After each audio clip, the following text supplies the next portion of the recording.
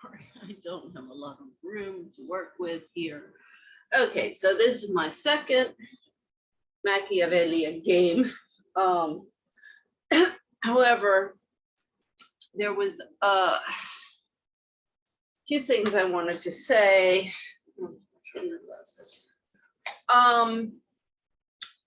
Because I'm looking at some of the things that are going on in the news about the Como case. I saw the video that his brother did, I guess it was 10 days ago on the 18th. That I guess that also came from Chris Como, that the intentions of Como, the sexual harassment allegations have no relevance. It's only the feelings, the interpretations of the woman. I mean, this I really don't understand how this reasoning even flies. I mean, one of the things is, okay, the first I've already gone on and on and on about, how angry I am that after 13 years of being, super competent for all sorts of jobs and being passed over, I mean, when we get to the end, and I just can't wait to bring in the waiters and a lot of, the kitchen staff of these restaurants that I've worked in.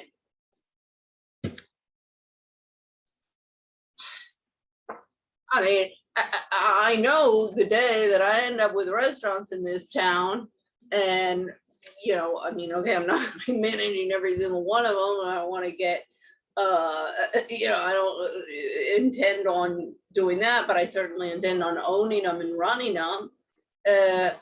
Waiters will be lining up for jobs there because the shit going on, managerialism and mismanagement and chaos and stupidity will not go on in any place that I own or run. But that's, of course, why all of these owners and these managers don't want me into their little game, just like at the IMF, just like everywhere else. My favorite story is Milano Cafe in Georgetown. And I know they were looking because this kid who worked at the IMF, who was also working there, long story, but he'd been working there. And so he was working 2 jobs.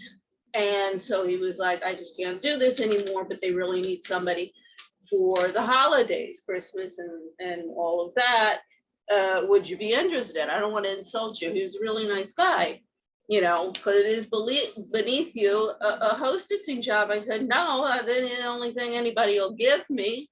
And quite frankly, no, I would love it because, the holidays for me are the worst. I offer to work all day on Thanksgiving, Christmas, and all through the holidays, and keep as busy as possible and not think about my kids. Some people I think, antisocial or not going to their parties during the holidays or whatever. Well, ask me why instead of just assume whatever you're assuming.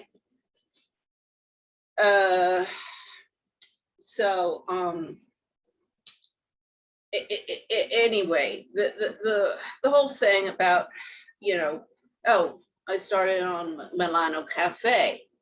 Well, so I knew that they were looking for a hostess. I go over there, and for the interview, dumb blonde with stiletto heels. And I'm sorry, Dick Cheney came up with these stiletto heels of 4 or 5 inches, because I don't see the difference between that and foot binding of the Chinese. How do you ladies walk in those things? Yeah, I always wear high heels, but not those things. You can't walk in them. And when you're working in a restaurant, you know, you don't want to walk around with high heels all day long, because believe me, it'll destroy your feet and your back. So I go, oh great, another stupid dumb blonde. And when she complimented me, oh Lord, on my eyes and my makeup, and because the light had hit them, and you know, they get all green, and I was like, okay, my goose is cooked. She's never gonna let me in the door here. And of course she did. You know, she goes, oh, thank you very much for the application. We'll keep it on record. I went back, I told the guy, I said, don't take it, you know, don't worry. I knew what the game was. This happens to me all the time. Second, they're threatened. Oh, the Occidental in Washington. Now, this is a big powerhouse. They were looking for somebody. It was to do event planning and some office work or something. I mean, I was perfect for the job. So, of course, I walked over, just walk-in application, because I knew that's the only way I'd get in the door. Walk-in application, I talked to, you know, one of the lower assistant managers. She's like, oh my God, you're perfect, you're perfect, you're perfect. So I followed up then through, you know, the online application. Not interested. No, I got up to the manager, saw my, you know, profile, and I'm not letting this lady in the door. You know, so anyway, I'm kind of deviating from what I wanted to say there, but things are just out of control. So, you know, this whole poor us, poor us, poor us, when these little bitches are, you know, pulling all sorts of crap just because they want to be in power and glory. I mean, the power and glory might be just, you know, schmoozing to the very well, sleeping with the restaurant owner. How many will get their way there? We all know. One time in a restaurant, we couldn't figure out how the manager had gotten the job until we saw her almost sitting on the owner's lap when he came into the restaurant, and all of us looked at each other, the ladies, and said, oh, okay, we got it. We got it. Understand. Rampant. Rampant. So let me just go back to the 80s when I was fresh meat and of interest.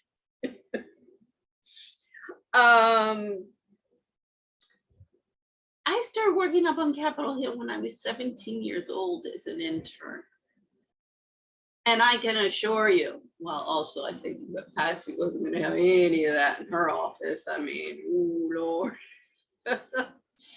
There was one chief of staff, Daryl Owen, who Playboy, who comes from Shreveport to be the new chief of staff. And I heard about, oh, he's a Playboy, and I think Patsy had an eagle eye out for her little intern who's gonna get nowhere near. I'm like, listen, I'm already getting tired of all of that crap with the college guys. Not looking for it with the older ones. So anyway, you know,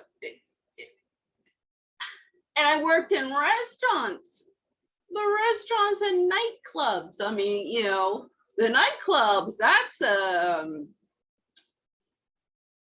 you can't be a timid little girl who's gonna be afraid of, you know, some guy looking at you wrong or making a comment. I mean, the comments, you just brush them off. This is the one story. This is the only 2 times that I was ever in all of those years from 17, what was I, 23, 24 when I left. In all those years, college. College guys I got all the time, but you know, those are the ones that I'm dating. But well, also, you know, that was a whole shit show. See, this is another thing, you men. All of these guys with zipper problems, they give you all a bad name, all of you. Because the decent women out there get to the point where they're like, okay, you know, I think I'm gonna go to a nunnery. So it was at Cafe Med, it was in Georgetown, and clientele were called, what at that time was called Eurotrash, and but made good money. And I mean, you had good people, like the group of people who worked in these places were a lot of fun and decent people, for the most part, except some stupid dumb blondes and Moors. But other than that, they were great people. And this one guy, he, you know, I don't know, lots of money, and you know, a papa's boy, and pretty sure he was from Lebanon. And he would come in there all the time with, you know, like 20 people, and they'd go bar hopping from bar to bar to bar, and he'd be buying drinks for everybody. I mean, literally, you know, boom, boom, boom, boom. I mean, that man must have dropped several $100s, if maybe not 1,000 every night. So, you know, I have the platter, you know, I'm asking the drink what they want to drink. And he puts his hand, I mean, okay, it was on my back. See, this is the thing. He puts his hand like on my back, just above the butt. And I'm sitting there going, because this is a huge, big spender that comes into this place. But I mean, he's young, he's about my age. I think he was ill, or like terminally ill, and I think he was just spending money. I mean, okay, but still, I think I'd prefer other ways to finish my life. But one of the guys that was a friend of his and came in, you know, with him often, was there, and he was one of my classmates in one of my, you know, classes. So he knew I'm working my way through school. And I think he must have saw my face, because he just looked at his friend and he said, don't do that, take the hand away. Because I was sitting there going, okay, because I have a strict rule. You touch me, and I got a tray of drinks, it's gonna go, oops. Just like my heel, gonna go, oops, on your foot. But ladies, that's how you handle it. Don't make a federal case out of something like that. I mean, I'm dealing with babies being raped all the time, and in the courts they're saying it didn't happen, it didn't happen, it didn't happen. And then you little idiots are whining about something like that.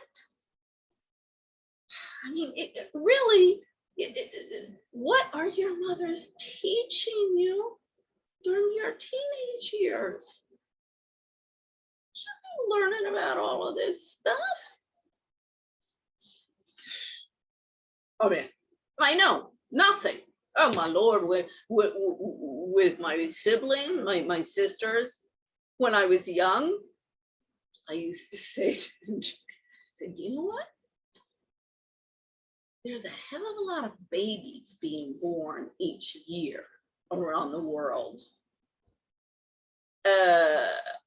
But nobody's doing anything. Yeah, I have a hard time to believing that these are all immaculate conceptions. Like, you're not supposed to talk about it. No, you know, you got to talk to your children about these things at the appropriate time when they're growing up. So the other, this is also, you know, one time I'm in the office and, you know, I got something, I'm looking at, you know, papers or whatever, and my boss, he comes and he's pointing at something and his hand did brush my breast. Now I know this guy. I think it was more embarrassed than I was. He didn't say anything. I didn't say anything. I mean, I know this guy. It was an accident. with my bodyguard in Bogota, because we had, you know, those SUVs, the higher, they're bulletproof and all of that. So I have on a mini skirt. We're one for some, you know, dinner reception or whatever, and I'm trying to get out of the car without my skirt going up all over the place. And I'm like, yeah, okay, James, I'm just trying to get out of here. Wait a second, without like showing you my underwear. And he laughed and he said, oh, lady, if I had a penny for every time I've seen some of these ladies' underwear when they're coming out of the car before they... I mean, my Lord, come on, you ladies, grow up a little bit. So,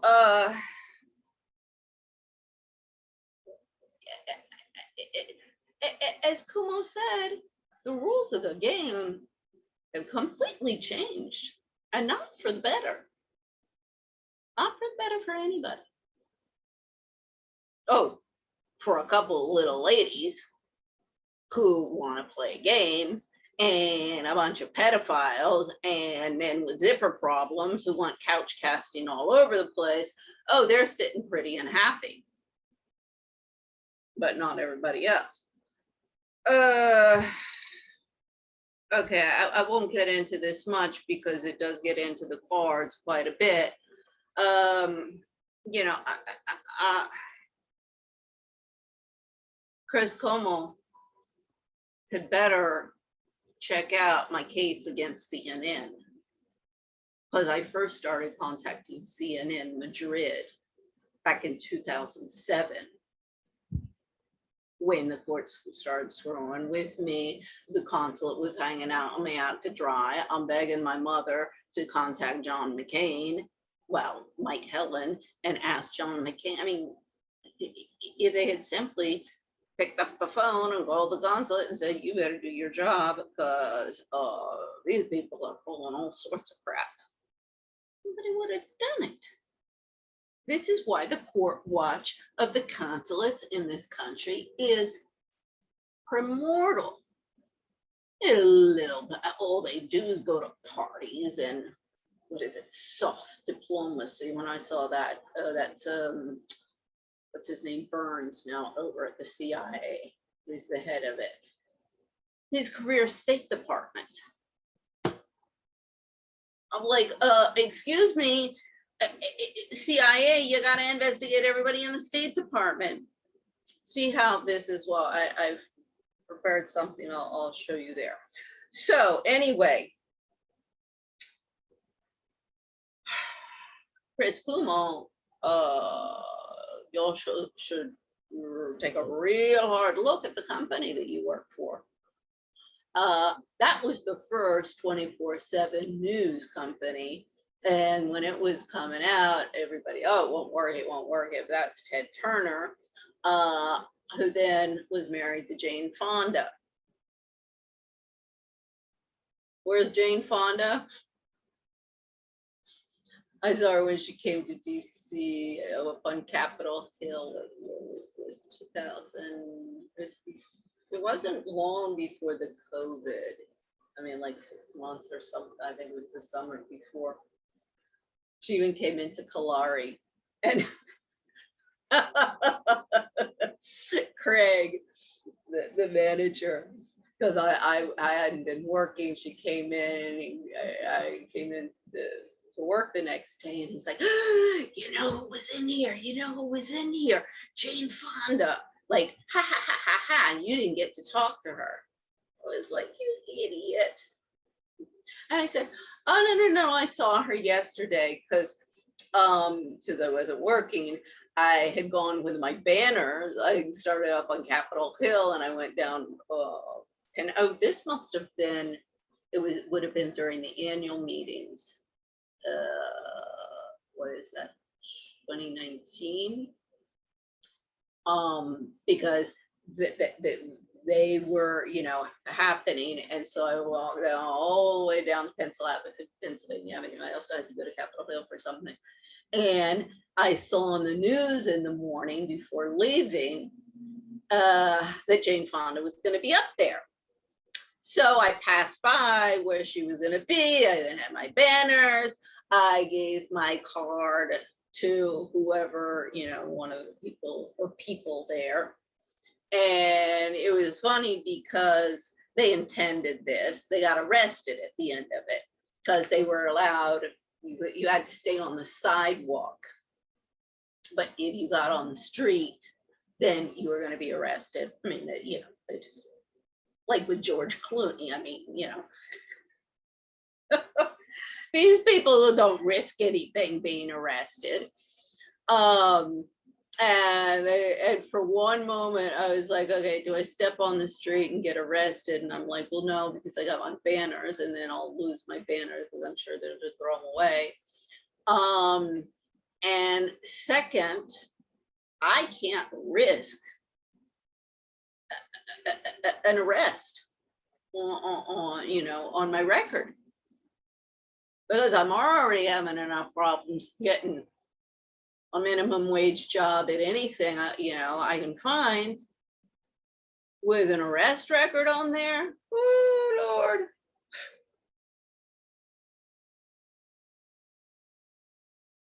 See,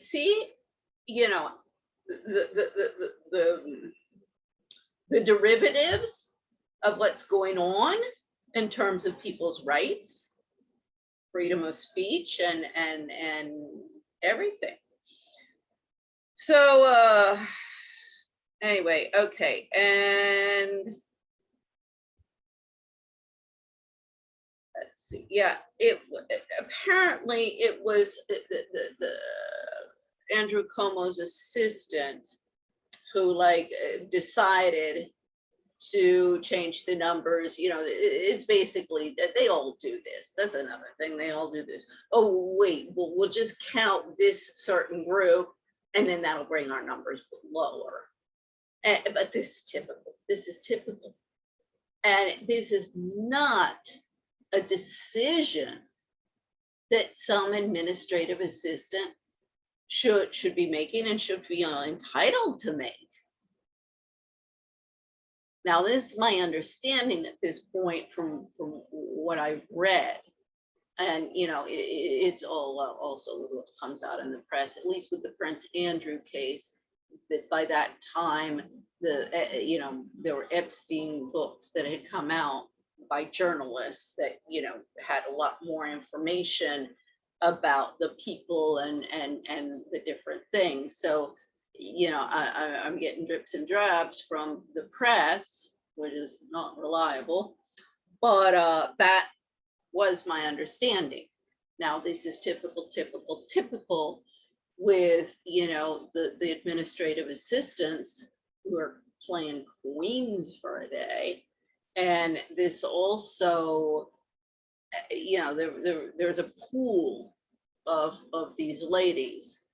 And this is starting to sound to me of these little ladies exactly like what I saw at the IMF and what my case about the Institute for Capacity Development and their administrative assistants, office manager, and HR, Gina Paoni, and HR department is all about. There's a 150-page report that I sent. And it went, it went to everybody. It even went to the ombudsman, the ethics committee, the mediator, the there was some special investigator as well. A copy got sent to Christine Lagarde. I know it was thrown in the trash. I did meet with the mediator and the ethics committee.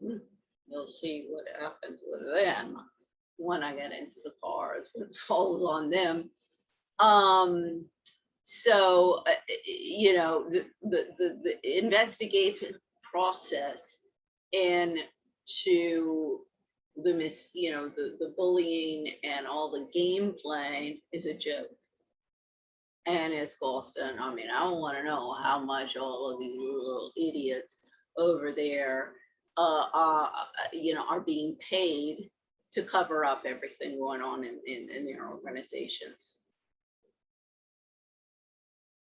Ethics committee, it was actually 3. 2 of them, I kept on looking for the strings of the puppets, because all they did was bob their heads like this. I think they might have actually read the report and was like, holy shit. So it sounded to me, and I mean, look in there, because I did a lot of because I was like, oh my God, this is going to take me forever, because I'm going to have to do the parallel from all of the domestic violence, information and literature, and apply it to the workplaces. Well, there's the workplace bullying. There's 2, excellent. Everything that they say is true, and it already did that, all of that work. And I was like, thank you, Lord. Then I just, copy pasted the different tables and the different information from theirs and integrated it into the report to the IMF. That covered up. Staff Association, I contacted them. I said, you guys should be on this. You guys should be up a little colonoscopy of, the mediators and IMF HR. You should be up there little, saying this better be investigated, because if not, because they do have the resources. We're going out and finding a lawyer for this, because we're all timing. From day one, when I started at the IMF Family Association in 2009, I heard from the spouses about the bullying and the couch casting and all of the game playing going on there.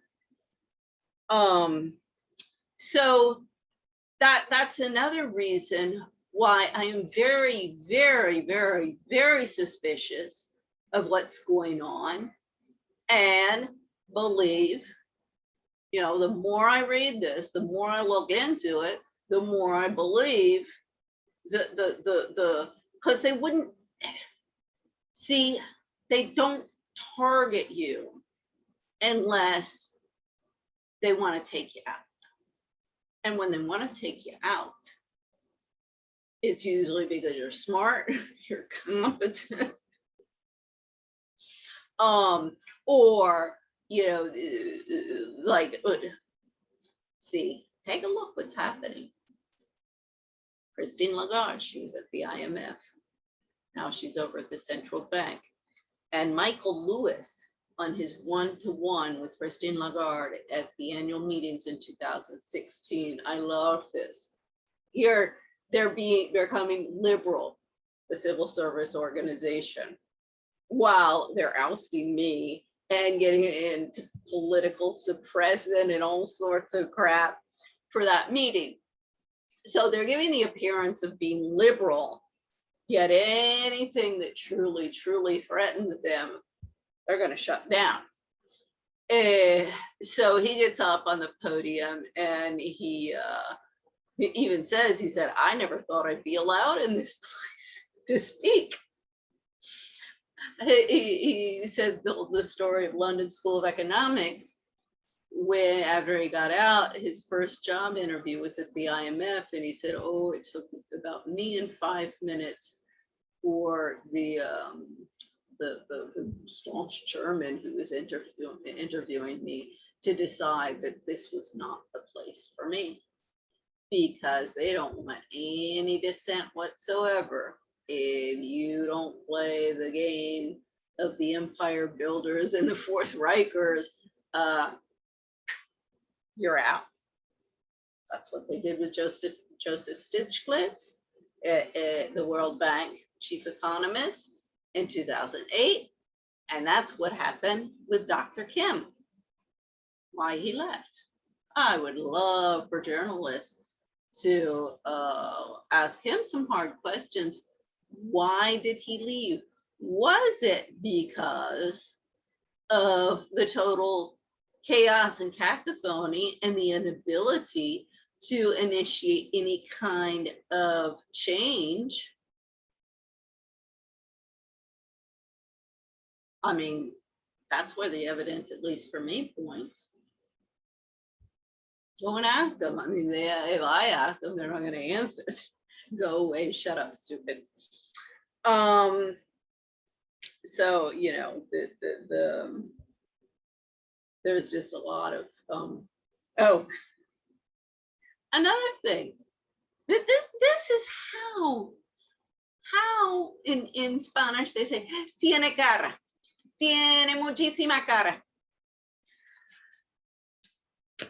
So, but this is how deep the game playing of these little queen for a days who this gets into the domestic violence. Yeah. Domestic violence, the domestic violent extremist report of Biden, which one of the categories is sovereign citizen violent extremists. DVEs who believe they are immune from government authority and laws. Everyone at the IMF, in the World Bank, and the UN applied to this category. And they are immune. Phyllis Chesler was raped by her boss at the UN, and the employees, her you know, buddies, she was contractual, and her buddies there, you know, told her, oh, no, you can't, you know, you can't prosecute, you can't do anything against him because it would be discrimination because he's Black and you're white. She bought it. Was one of the big feminists. She got 18 books and counting. She came to my presentation in 2015 of violence against women as human rights violations. About 10 minutes into the presentation, she got up and walked out. I have no idea why.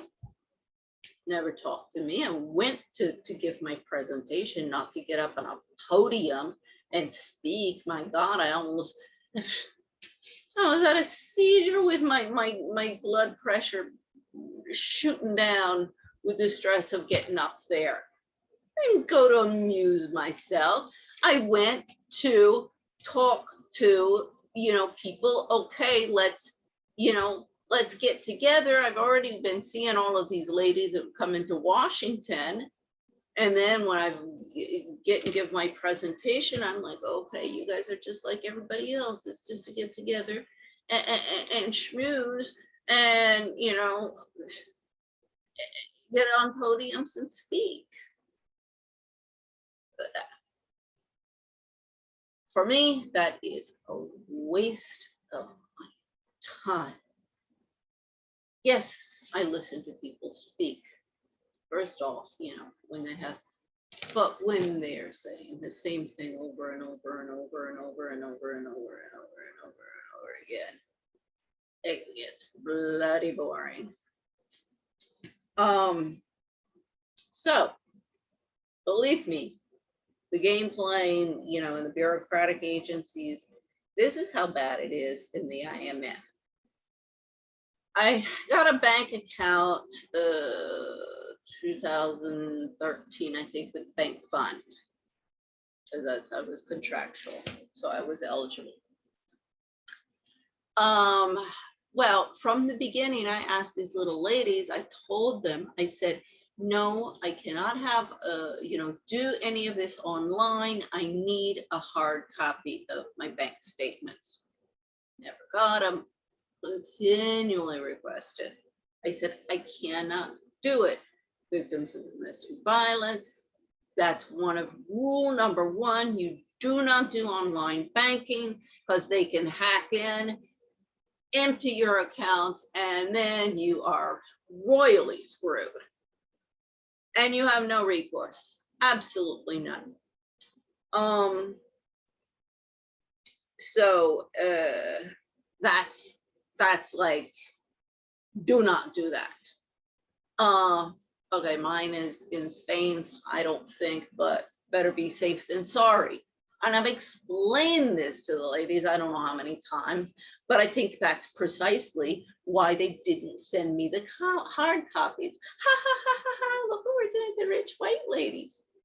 Rich white lady, because they're all, Black, African, or Middle Eastern, and they're all, you can tell from very, very poor, humble upbringing. So they're all real social climbers, and they hate the rich or anybody they perceived as the old guard rich, and just want to take them down. Like, you can't believe, the lower on the totem pole they are, the more vicious they are. So, however, I had, it was, I had other accounts that I was using with my checking. So, I would pass by and look at the ATM. I had enough fights to deal with. However, when the COVID started, of course, I couldn't get into the ATM machine because it's in, the IMF was closed. That was the only, so there was no way for me. I had to call for 2 days to finally talk to somebody and say, look, you people, you have to send me a hard copy statement. And I mean it. Because I cannot, because also the unemployment money was going in there, and I gotta see what's coming into this account. And I have no other way except from the hard copy. I mean, I really had to get angry and say, you better do it, and now, because I have been asking for this for years and years and years and years, and you will not. Then,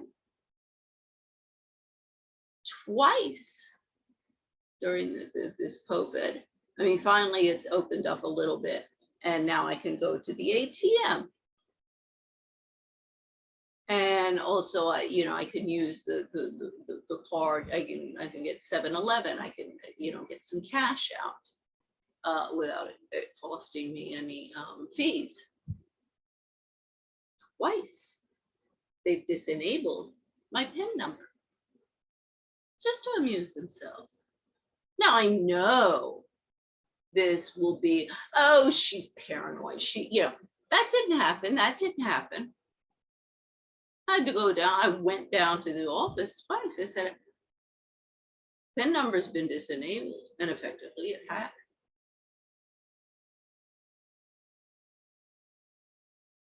Or, PIN with the code, whatever you put in.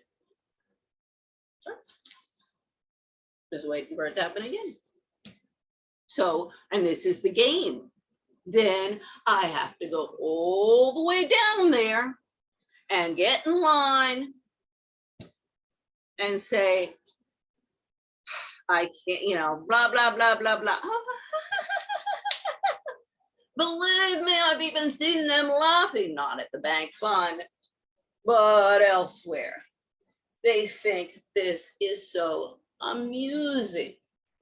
And government, employees, particularly the seat warming administrative people, since their parents are all too busy partying and schmoozing and grappling up the ladder of success, they got free reign and they can do anything they want. And they do. And then it's the higher ups to catch the the fallout.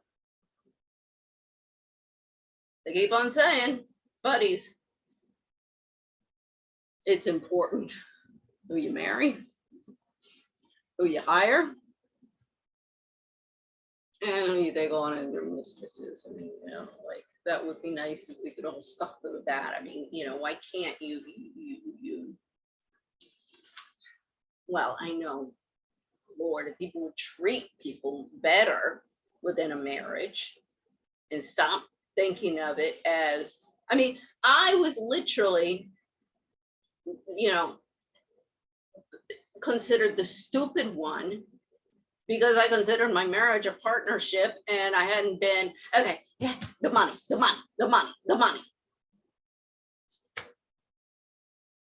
I mean, I was blown away when I got into divorce courts. I was like, where the hell did you people go to law school?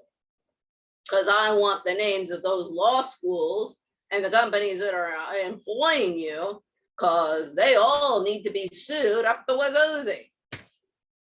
So that was, those are the things that I was, not the air conditioning on, but I'm getting pissed off and hot.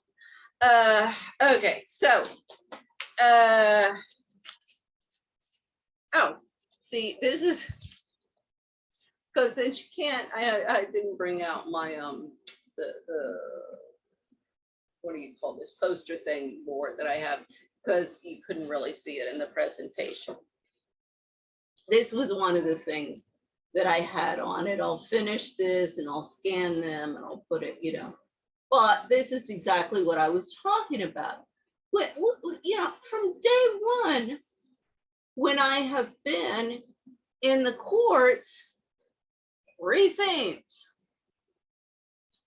Check out Mark Lewis of the IMF as the res rep to Turkey, egg throwing. I'll include a link below when I finish this. The egg throwing incident. I love it. He's standing there. 3 themes that I'll get back to. And just as he's saying that, he starts getting eggs thrown at him at the podium. I mean, I'm sorry. Nobody should be throwing eggs at anybody or anything else. But as I told Marco Espinosa and Ralph Shammy one day at a coffee shop, when after I'd seen it, I said, you guys, when they start throwing eggs at you, aren't you gonna start asking yourself, why is everybody so pissed off? Instead of, shut up, we know what we're doing. We're the experts here. We're perfect. Shut up, we know what we're doing. We know everything, we're God. That's the attitude. And that's why, that's a recipe for disaster anywhere you go. So I do use 3 themes basically, and with the courts, contracts, writs, torts. I have 1 course in commercial law 101, and I understand more about the fundamentals of law, contracts, writs, torts than anyone out there. When I started looking into the case and that started reading the Spanish Constitution, I know it almost by heart. The Spanish Constitution, their penal code, their civil code. It's like, what planet am I on? It's a utopian, or almost utopian. I have a few recommendations for them, but an almost utopian legal system. And that's, they integrate international conventions. So also 3 themes: why get into universal jurisdiction and the international law, if you will, international conventions, constitutions, penal and civil codes. Those are the only documents and principles that I use in my argumentations, and that's all I need. Everybody wants a law for everything. I don't need a law for everything if the people in the courts understand the principles, the fundamental principles of their legal systems. It's there. And then 3 themes again: alpha-dominance feminism, minoritism, because alpha-dominance feminists are also minoritist, because I was told, yeah, I'm a minority because I'm a woman. I said, but we're 50% of the planet. So how are we a minority? Managerialism, which everybody is squabbling over capitalism versus communism. James Burnham in 41 came out and said, no, your problem is not capitalism versus communism, it's managerialism. And he was damn right. And we're living the nightmare now with results. And affirmative action. So again, 3 themes. Like the 3 little pigs. I mean, this is not rocket science. It just has been made such a complicated situation by the cacophony, by everybody in there, everywhere. So this is another thing, and then I'll get into my card game. I'll only do 2. Gosh, I didn't look at what time I started this. I had shown and again, I'm working on this. I'll finish it up and then scan it and put it, but it's, you know, this big banner and you couldn't see anything on that, but it's how I show the, this reminds me of the astrologists on the internet when they've got these big things and it's like Jupiter meets Saturn and collides and anyway, we need to like take a new look at astrology. I mean, we've been fascinated by astronomy, but astrology was the science for thousands and thousands of years, and you know, we have to stop saying that, you know, everything in the past was voodoo and we scientists now know everything. We don't always understand. I mean, believe me, I'm still like, I like weird. But anyway, it goes into the different groups, if you will, of the protection rackets. I mean, here I'm also using my case. So I've got Spain in there, the American ruling elite. So I start with my case, you know, Wilcox versus Spain, and I show the connections using my case, but the different elements, you know, the capital of interest. Well, I had to put those into the same because I was moving out of room for the circles.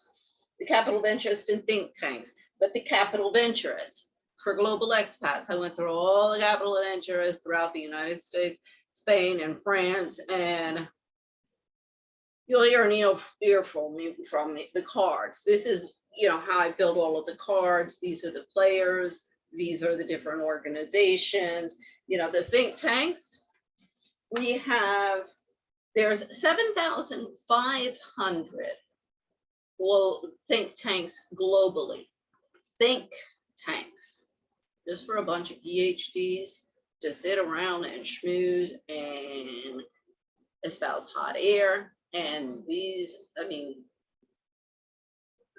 you know, 100 people in each think tank, and I don't think that's exaggerating, because you have some huge ones and you have some smaller ones. Right then and there, that's 75,000. I mean, you know, okay, and 90% of those were created after, and you know, all of these guys, they got like a lot of them have 3-figure salaries. Think about all the money that's being wasted there. Absolutely wasted. 90% of think tanks, 90% of these were created after 1951. Now, I think, I forget if it's in Jane Mayer's book, Dark Money, or Jim Marrs, The Rise of the Fourth Reich. One of the things that the Koch brothers, well, the Koch brothers came a little bit after, but this is a tactic of, the Fourth Reichers. The Third Reichers just came over and set up shop. And one of the big things that you do is produce lots of propaganda and cacophony. And the think tanks are a perfect vehicle to do it. And that's why they started injecting and injecting and injecting, and the left just got on board. And 55% of those are in the US and Europe. Imagine how much money is being wasted each year for these guys with zippered problems to schmooze and cruise and produce a lot of cacophony. Now, I'm all for discussions. I mean, that's what the socialite women used to do. And that's why you have, they do the event planning, and they, the invites of who's going to be invited. Believe me, it's very important who gets a voice. And they could also control what's going on. Now it's out of control. So yeah, okay, you don't want to shut everybody down, but you don't want to prohibit think tanks, but don't make them the new lords and ladies and dukes and duchesses of the society. International development community. These are, the different groups that'll be in there. There's 10 million NGOs, because apart from think tanks, you got the NGOs who are supposed to not just be thinking, but doing something.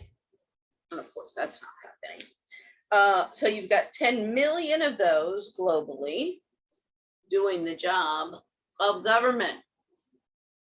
Now, my pet peeve with the think tanks is, the NGOs, the domestic violence. I mean, basically is, wait a second, ladies, you do not have the power and authority to be doing what you will say you are doing.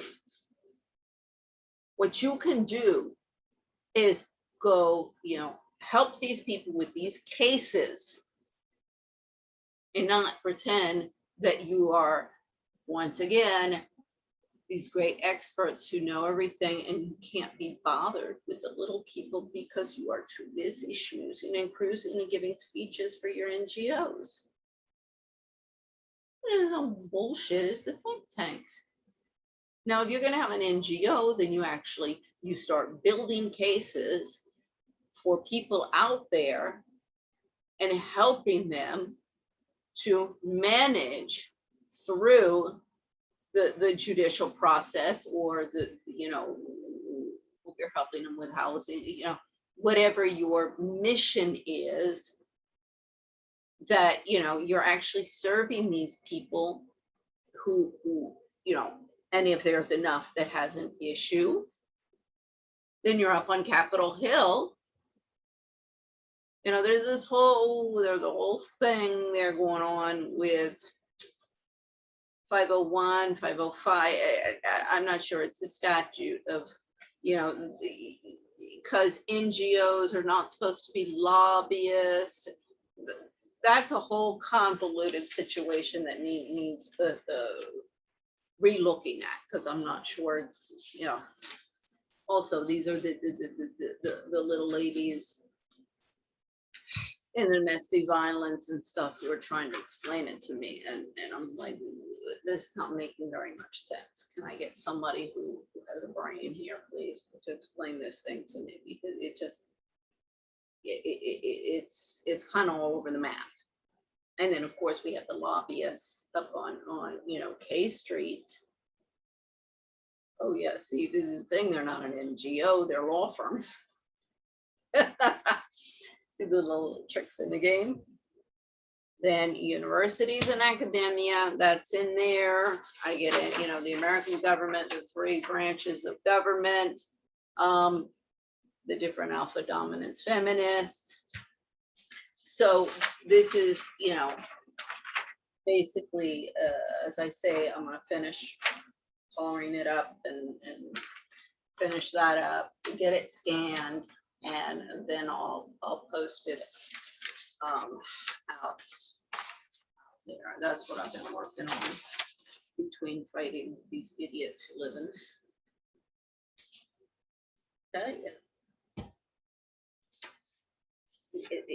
Since I've been back here in 2009, I'm just like, yes, okay, I fell through the looking glass. These people, I mean, this country was nothing to write home about when I left in the 80s, but it's really lost its mind.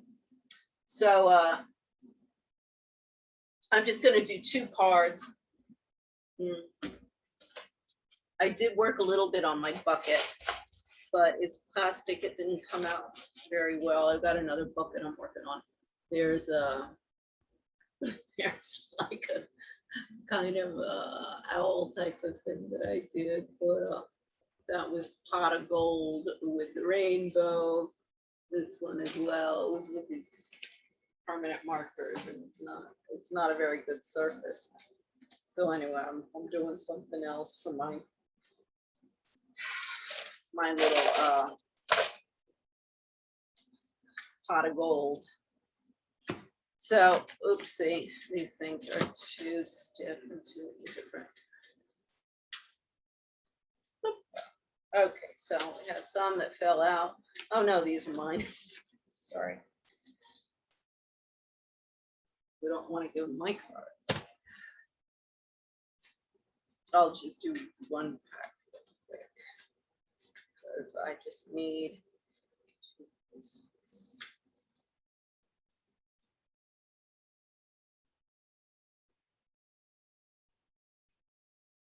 I don't know. Maybe it's just Washington, or maybe it's just the people I know. But things are getting worse and worse and worse. Of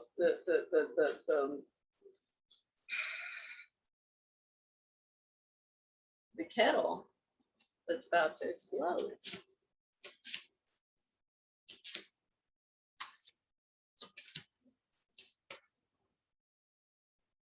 So I'm just doing this too. Get it wet.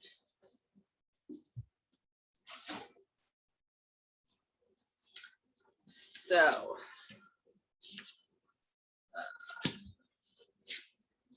let's see. Oops. Let's start with number 1. Do this correctly. Oh, okay. I might actually go in and take out the Alice in Wonderland, because there are more comments, and try and integrate that, because I've got Alice in Wonderland here as well. So anyway, we've got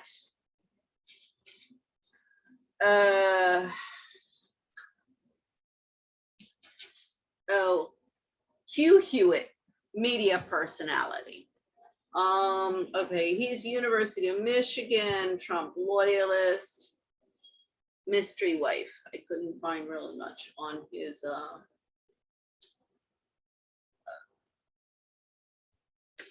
wife, but apparently he agrees with Trump on what you should do with women. Then the other was a Jack of Spades, and that's the Alice in Wonderland. It was careless of him to put another man's helmet on with the man in it too. I have to think if I could maybe apply that one too. Maybe these could be Joker cards. Okay, for the second, they've got rags to riches. Okay, we've got Scott Walker, former governor of Wisconsin. So look at that. Number 2 again, Alice in Wonderland. You're nothing but a pack of cards. Well, I could actually do something with these, but okay. Oh, now this gets interesting because these other guys don't know too much about DC restaurants. So I guess I'll go through the other ones quickly because this is, I already actually did talk a little bit about that. Oh Lord. Number 3 really hit the jackpot. So this is, we got people over at GW.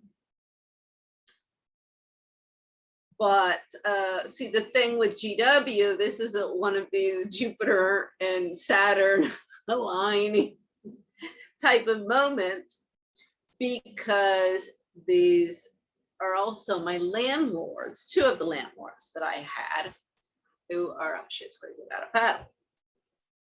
One is Aurora Moa.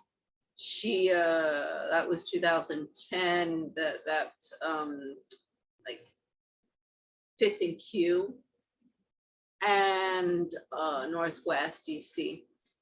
And that idiot didn't even have the good sense to go through any, proper procedure. She just told me she was, cutting off the electricity. Anyway, I'll get into these when I get to the card. But then there's Bathsheba Philpott. She was another GW employee. So see, also all of these organizations, they're responsible for the people that they're employing and what those people are, the criminal activities those people are involved in the communities, and being empowered by these employment, these jobs and careers. Because she's still out there. When she finds out what's waiting for her. All right, hold on now. So, let's see. Well, let me get everybody gets coin. So first card. Let's do this. I'm going to think of the Alice in Wonderland one. The first card, this is the Hugh Hewitt, media personality. Okay, I have to admit, I'm not familiar with this guy. I mean, there's too many of you out there. So I'll just kind of bring this into the media. I did get into that with the CNN stuff with Chris Cuomo. So it's pretty repetitive of what I would have to say with the with the media, because with the journalist, I mean, I'm all over the map. I have as many names in CNN as Fox News, MSNBC, that I want answers. I mean, CNN, I've been contacting them, as I say, since 2007. Nobody's ever interested. My case, other cases I bring, they don't want to hear about it.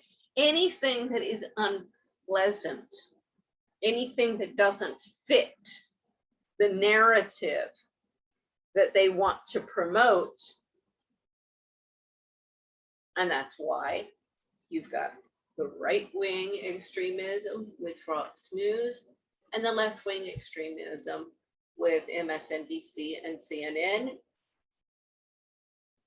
And they are part of the motor behind that. and their entertainment centers. I mean, the quantity of people. Jim Reed, he thinks he's very intellectual because he sits there in front of the boob tube. You know, that's all he does, watching MSNBC, CNN, and I mean, he does watch a little bit of I forget, Westerns or kids show. I mean, you know, but that's all he watches. And he oh, you talk about, I mean, see, this is the thing, you even have, you know, these rednecks in this town who don't have a brain, who are just absolutely, you know, the parasites on society. I mean, the man who was a cocaine addict, a heroin addict, I mean, he still is going to become rich tomorrow by selling this screenplay or something he's been working on. I mean, my mom was like that to the end of her days. Everybody wants to be a playwright. Everybody wants to be a, you know, an actress. Everybody, and believe me, a lot of them don't make it. And in the meantime, they've produced nothing, you know, nothing productive and positive for the social order. So as I say, I don't want to, you know, rehash what I said with Como, and I guess I already went into and play. I'll have maybe play tomorrow with 4, and get a little bit more concentrated on my game, because then I go off on you know, I'm trying to divide it up and organize this for people so they can understand. So I guess that's what with the, oh, so maybe this is why these cards came out. So since we have the press over here, let's bring a governor in. Sorry, Andrew. Okay, so you know, okay, so Scott Walker, former governor of Wisconsin. Again, I really don't know much about him. I just have rags to riches. He was a college dropout, career politician. So I think probably what he, because, oh, this is another thing I did want to mention on these things is most of my information, or a lot of it, on these people comes from Wikipedia, and I want to thank them. And I do want to, I wouldn't usually like sponsor anything or endorse anything, but I have been using them for the past, what, 15 years, well, maybe not quite 15, but definitely the past 10 years, wealth of information. But I have no money to donate for you, and you keep on popping up asking for money, and I'm like, sorry, when I finally get to the end of the line and I get some money, I'll be more than happy to make you a donation. But now I can just say, you know, it has been extremely helpful. However, unfortunately, Wikipedia is can also have problems with me in court, because I haven't been able to post things there. Never let, it's always blocking me. Always. And I wanted to post something about the QAnon things. I'm not sure if I included those in the cards. I'm gonna have to include those, because there's stuff on pedophilia, you know, their stories. It's all wacko. But see, all of these extremists, even Rush Limbaugh, I know Rush Limbaugh is in here, they start with a truth and then take it out to La La Land. So if you looked, I forget, because I did try and respond to the Wikipedia QAnon thing and clarify a little bit there, but of course it was blocked, like always. So you know, I'd like to know why. I mean, have been red flagged, or what's the issue there? So as I say, college dropout, that this is the background, and it is really, really helpful to find out spouses, their early childhood, their family, and then if they come from somebody, the Kumos, you can go on to his father. I mean, with the royal family, of course, it takes you back to the very beginning. But so he's a career politician. So this, I think probably what happened was, he didn't even finish college, and then he went in to get, elected. I mean, that's one of my problems with Ocasio-Cortez. She didn't want to be a bartender for the rest of her life, so she, decided to run for Congress. Make your bones before you get there. Got a lot of green little idiots up on Capitol Hill,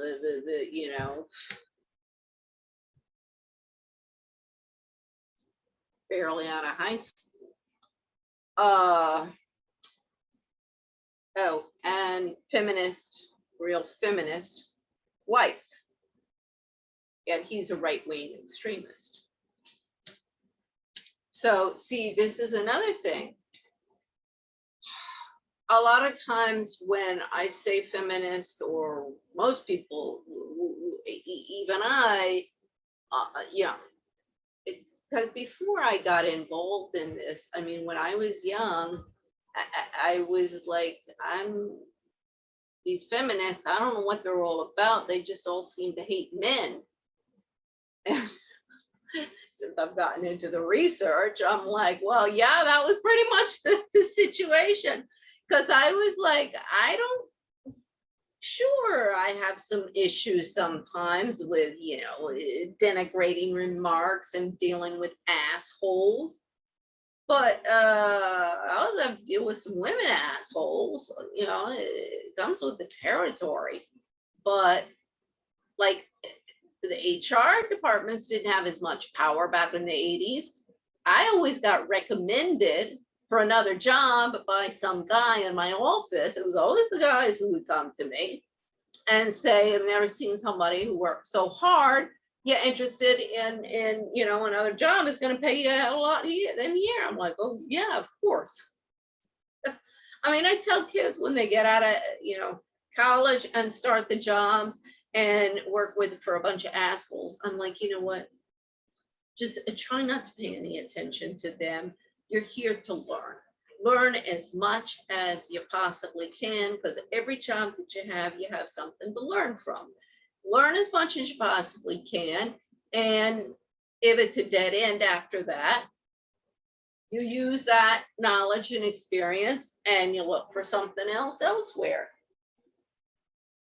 Back in the day, back in the 40s, 50s, or whatever, I mean, this also depends on the country, because, for example, my ex-husband, with Spain, it came much later than the United States. All of these,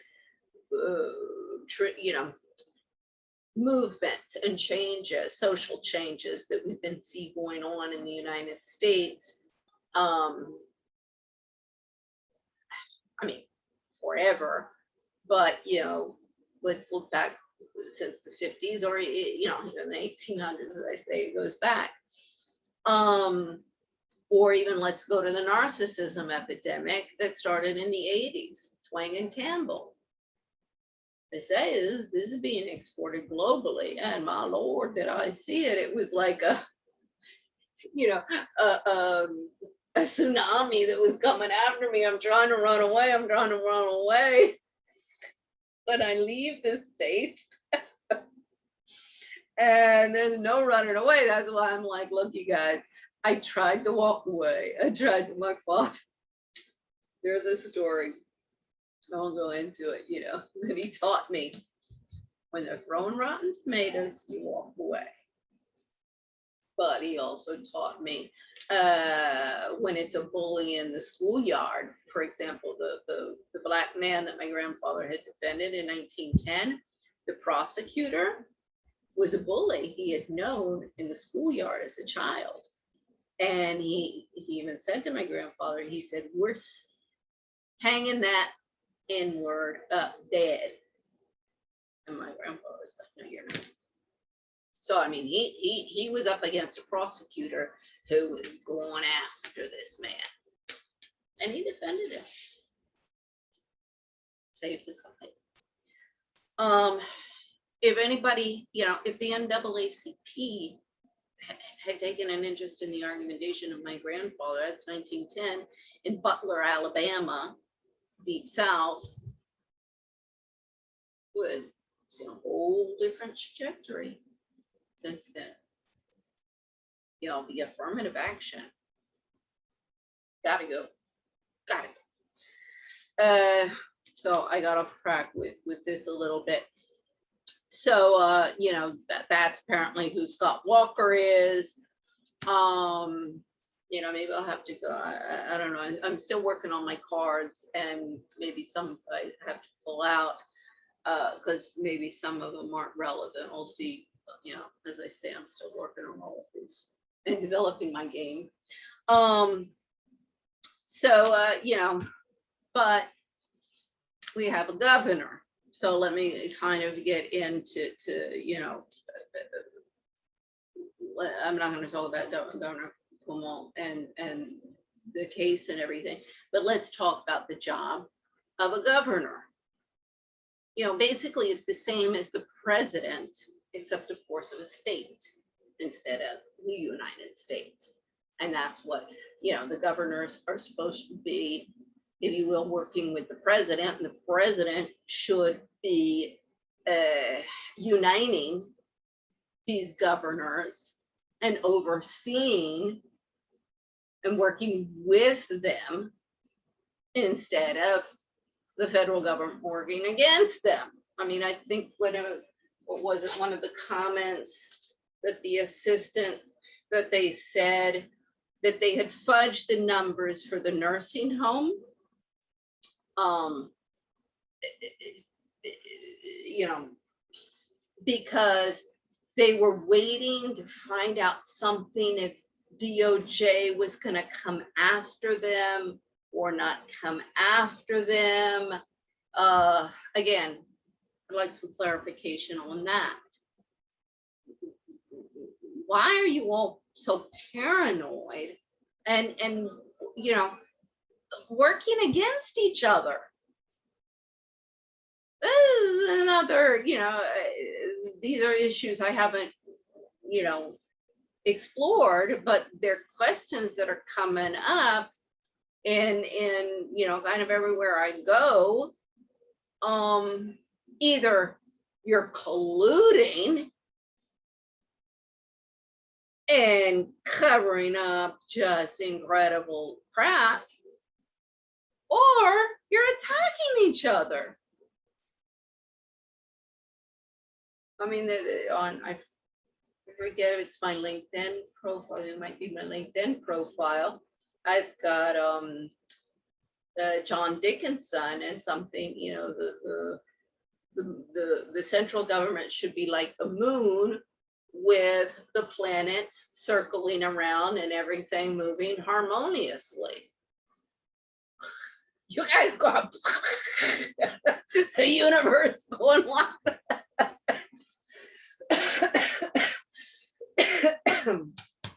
Sorry. So I'll go on from there. I guess that's all I'll get into about the governorship. But, you know, let's try and work in harmony together instead of everybody trying to attack each other and destroy each other. So, the DC restaurants for me is as good as the IMF stuff, because I mean, I was 7 years at the IMF, and I mean, I, you know, punched the clock and get my head down like everybody else, but I was actually working.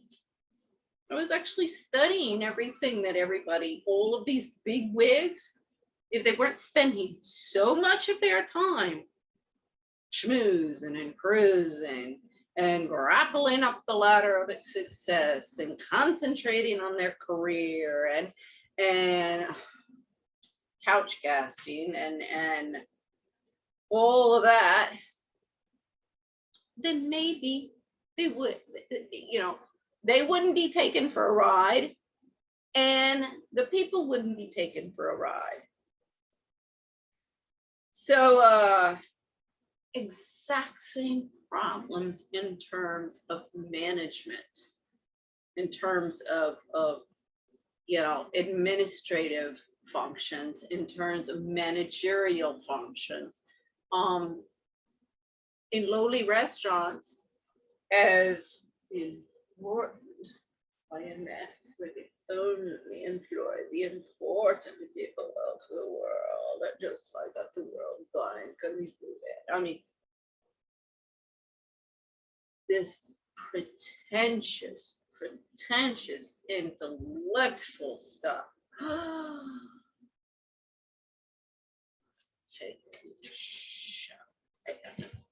I'm sorry, I was smarter than any people, any of these people when we were in school, you know, high school or school together, college, or even before. Never. Well, I guess that's what my father taught me. You can be the smartest person in the world, but you're still a jackass and an idiot and probably making a lot of mistakes if you think you're God. I mean, believe me, there are very, very few, very, you know, extremely intelligent people in the world. And most of the time, well, all of the time, if they're really, really, really, you know, intelligent, they don't need to sit there and you know, tell you how incredible they are and how much they know. Yeah, okay, I lecture everybody these days, but that's what I came to DC for. I didn't came to change diapers, you know, I did that. That's what having it all is about. That's what I wanted to, you know, explain to the feminists. Yes, I did have it all. Well, nobody would see that from where I'm living, and everybody, since I don't have money, I'm a failure. But I did have it all. You know, I stayed home with my children. My Lord, what you people are missing, what you ladies are missing. And that quality time. I mean, you know, so much of being a parent is not quality time, but it's important. You know, it's part of the job. It's not just there or banned for, you know, the birthday parties and the you know, the fun stuff. It's hard work. My dad told me that. Yeah, it was always hard work. And you know, he even told me that's where your brilliance comes in. It's bullshit. I mean, sure, you can be the most intelligent, and believe me, Lady Colin Campbell, she, you know, I hear all the time, what is it? She 152 or 158 IQ. And quite frankly, I don't know what mine is. I don't even care. And I don't care about anybody else's. You know, lots of people are smart in lots of different ways. Better. Anyway, so with the DC restaurants, I always went into Milano Cafe. But there's also Succotash, Pin Quarter. I have to admit, because I started there before they opened, when they were training. So I went in, and I was very interested in that, because I did see what, you know, what they do before opening a restaurant, which I had never done. I'd always worked in restaurants that were already open. So I was interested in that. And one of the things that I thought was so much better than the 80s, because there it was like, put on an apron and go out there, and if we don't like you, we'll fire you at the end of the shift, basically type of thing, or at the end of the week. And, they had a training manual. So you had that's another thing I've come to understand. Bill Maher does when I came back to the States, and I didn't know who he was before he coming back, but I came upon him. He's funny, although he is a left-wing extremist, and some of the stuff he says is just promoting left-wing extremism. But his new rule stuff, new rule. I said, oh my God, I know where that's coming from, because we didn't used to have that in the 80s. I said, it's all of these books, the cacophony of the feminists. Because, I promise you, within the restaurant business, every day it was a new rule. I have one time I even got in an altercation with the owner of Kalari Taverna. Well, altercation, a discussion. Oh God, I forget what his rule was, because I had been told the exact opposite the day before by somebody else. And he's like, no, new rule. I was like, oh, you people, you got to make up your mind. You cannot do this to your employees. Every time they turn around, the procedures change, the rules change. This is why you come up with a manual. You have it there. No. Oh, we're not changing this depending on who's in charge. Everybody's abiding by these simple rules. So I had a training manual, and in black and white and everything. But of course, by the time 2 months into the restaurant, it was pretty much defunct.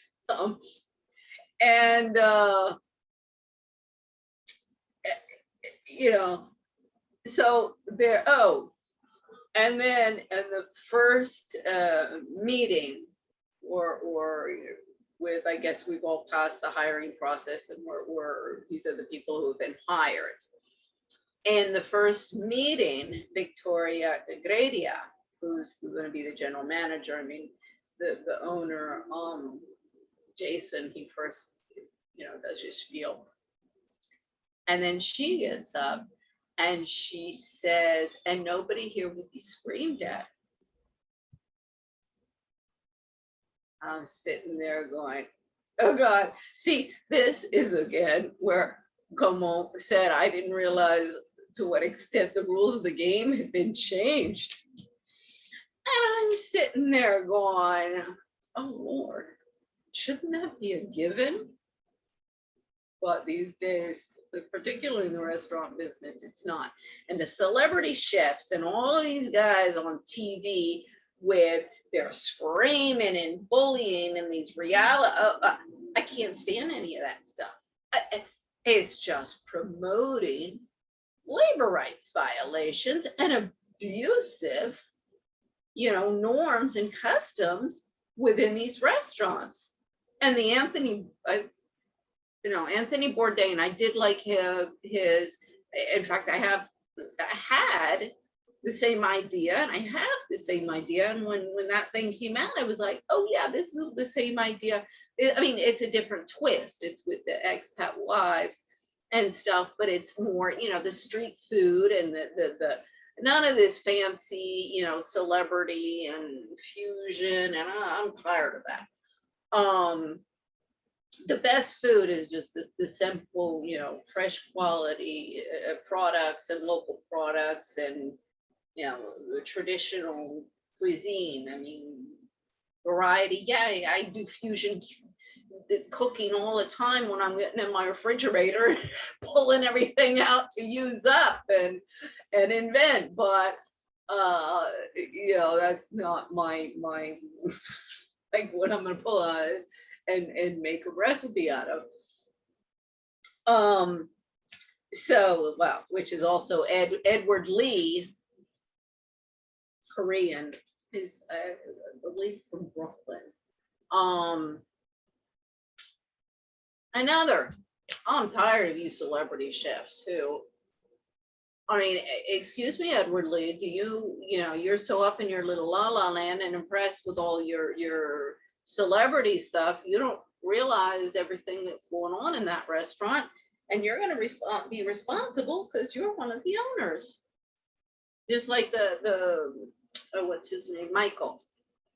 Nice guy. He's the one who did the interior, and he did a wonderful job. But he is one of the owners, and what the management is pulling is going to come bite them in the ass. So there's another Jose Andres, the Spanish restaurant owner, the big celebrity Spanish restaurant owner, the philanthrope with all this COVID stuff. Well, I think it was the first job I applied for.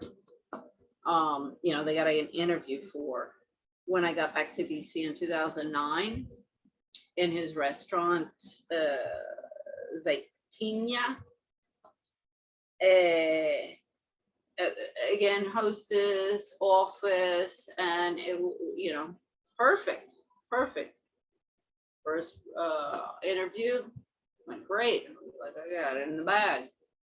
I'm perfect. I mean, I speak well, Spaniards think I'm South American, but some South Americans think I'm Spanish. Because yeah, you know, I got a bit of an accent from both sides, but nobody ever believes that I'm American. And these are, you know, the nationals, not the Americans. Well, the Latino Americans also are like, where are you from? How do you speak English? How do you speak Spanish like that? No gringa speaks Spanish like that. So, and I mean, my God, I know Spanish cuisine probably better than he does. Maybe that's why I didn't get the job. So anyway, passed over from the job. However, I do have to admit, a year later, I saw that same job advertised, I guess on Craigslist, the exact same job. And I was like, okay, well, maybe that was a blessing in disguise, because he's obviously got a revolving door of people. And when you see the revolving doors of employees,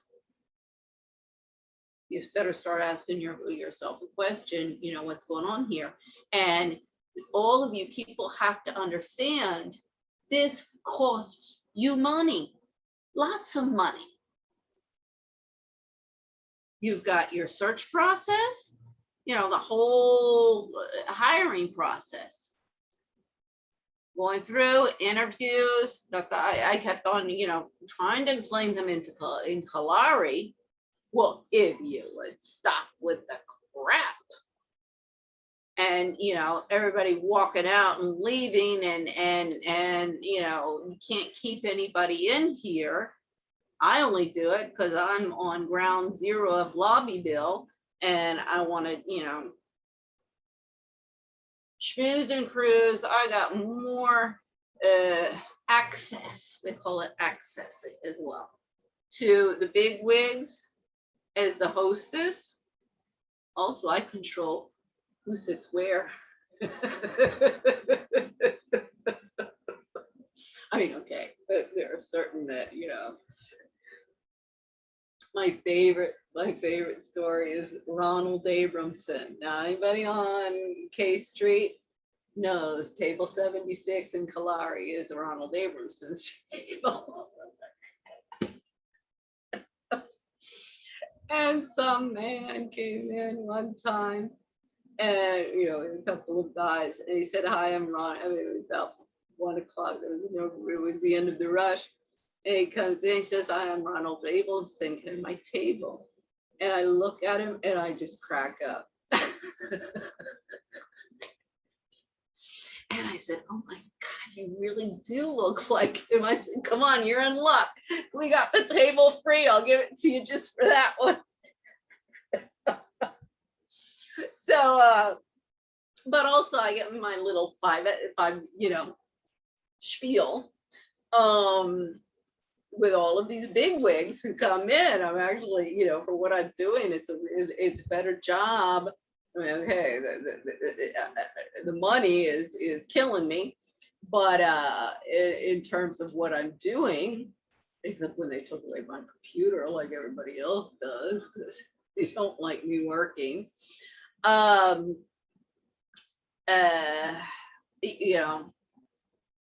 had tons of free time to sit there waiting for the phone to ring and, the next crowd to come in or whatever, and working on my own stuff. Well, of course, Craig got jealous and Stavros got jealous. And so that's why they took away the computer from the host stand. So, I brought in my own laptop and they got pissed off that I couldn't be on the host stand. So I was like, okay, fine. So I sat at the table right behind the host stand when it wasn't ours. I said, "I'm not at the host stand with my laptop." I got the I was like, "Come on, you guys, you should be supporting and promoting this. This is, well, not in the case of Stavros, but again, of course, sex offender is not gonna want to give me a voice or support. No, they want to shut me up. I mean,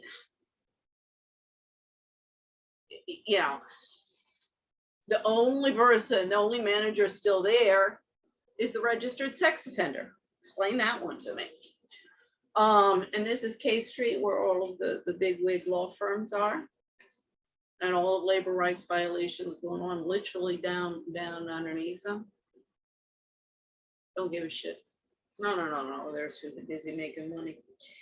And I mean, believe me, they should be concerned about the hygienes and that part of the restaurant if they don't care about workers' rights in the places that they're frequenting. So then another one is Ashok Bajaj, worked up in Bindas, Cleveland Park. Another shit show. I couldn't believe it. I think second day, third day I was there. The hostess, and I mean, the manager was always messing with the big party planning went through her, and I mean, well, disaster. So she had screwed that up. But the hostess and the manager are there. And I mean, I have to say, this is, I walk in for my shift. I'm still in training. Screaming and yelling at each other. And the hostess, she walks out and leaves. I mean, thank God I don't need much training. So I guess I took over, but I was like, oh God, another plus, ineffective. Ashok Bajaj, India. Stavros of Kalari Taverna, great. Jose Andres, Spanish. Now there is credence to this. No, the foreigners are coming in here and trashing our country. It's not because they're foreigners that I want them out. I just don't want my American prisons to pay for them to sit in prison. Those are for the Americans. The others can go back to their home countries and sit in their own prisons. Daily Grill. You talk about corporatism and managerialism gone wacko. What was this? You're nothing but a pile of cards. I mean, at the end of the training, 2 weeks, I said, I'm quitting. And I needed the job. Thank God, the other girl, little story, but they cut my hours at Kalari. Thank God, then my hours went up. Maybe it was God giving me yet another example in case for the courts. But I was just like, no, you people are freaking crazy. And the new assistant manager who had been, and these were all Black women, who had been, hostess and now been promoted to assistant manager. And when she said, no, we're just trying to do good management, I went like this. I said, you have no freaking idea what good management is. Now, their manual, when I read it, I was not, oh, good, we have rules. Like, what Nazi Hitler wrote this frickin' thing? We're back in the 1930s. So, wait a second. Let me check. Yeah. Well, another celebrity chef that I know. And I know. I mean, let's just say I don't have the case studies with people that she's worked with or anything like that. But my sister, my younger sister, she's a celebrity chef to the stars in Telluride, Colorado. She got her start working as the personal chef to Ralph Lauren when he would go out there. He has a ranch out there. So she's been out there since the 80s. And I mean, I couldn't pull, I was like, excuse me? Because, of course, Telluride is just concerned about let's getting everything up so we can get people coming in. And so we start, making those, they've got, their film festivals and that's a gold mine there. There's a good reason why she went there. But she said, oh yeah, but we raise awareness with our films. And I was just like, excuse me, Kendra? Have you read anything that I have posted in the past 15 years? I'm the one who's raising awareness. What all of them are doing is cacophony. Sure, there's a lot of good films, good documentaries, but at one moment, just making more and more and more and more and more and more documentaries that are documenting the same things, it becomes just a money-making industry. I mean,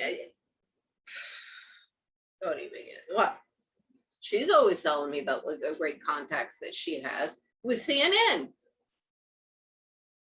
Why isn't she using any of the contacts with CNN to get all of this into the press?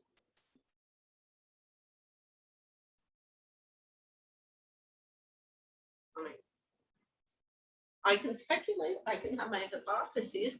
Of course, they all say that I'm crazy, I'm paranoid, nobody, oh, they're a loving, caring family.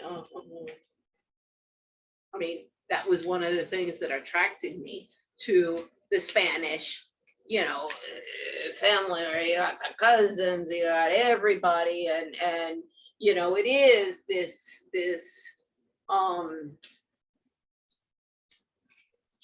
at least by appearances, to be a loving, caring family.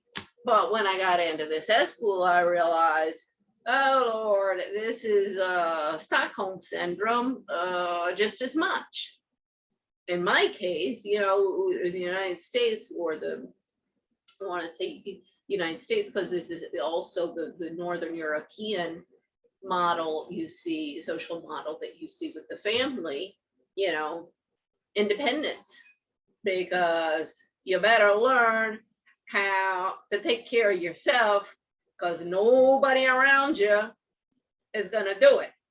They'll hang you out to dry, and in fact, stab you in the back. I mean, at least I grew up around that. I had no illusions about, when I read the book Machiavelli, The Prince, when I was 16, and when people are like, oh, Machiavelli was so horrible, I was like, well, he wasn't. He wasn't espousing that. He was saying that's the way it is. These are the rules of the game. You want to win the game? Read the Prince. I understood that when I was 16 years old, and all of these big wigs, important people. No, it's a conspiracy theory. When I hear all of these, intellects who think they're so important, it's just a conspiracy theory. It's just a conspiracy theory. I'm like, where did you grow up? What planet do you live on? You actually think that everybody's nice? You're a scumbag and everybody around you is a scumbag. How can you think that everybody is nice and honest? Well, this is how they maintain their sanity, because their world remains protected, because it's a safe space, because everybody's nice. Even if it's not true. I really do feel very bad for Andrew Cuomo, because he does not seem to be getting much support from around him. Excuse me, Joe Biden and the Democrats, not to dry. He's right. This is a due process issue. Now, Kamala Harris, why aren't you going, oh, yes, you are right. Let's take a look at this.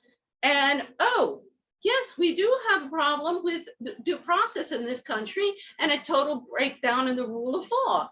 Now, why is that? Oh, maybe it's because we have the war on drugs that has totally eroded the rights, which we didn't have in the first place, like we all said that America Great had from day one when they signed the Constitution. We sign a constitution, and therefore we become the greatest democracy in the world. Sounds like, well, Alice in Wonderland to me.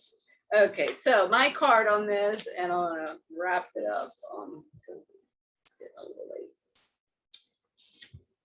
King of Clubs, I still trump everybody.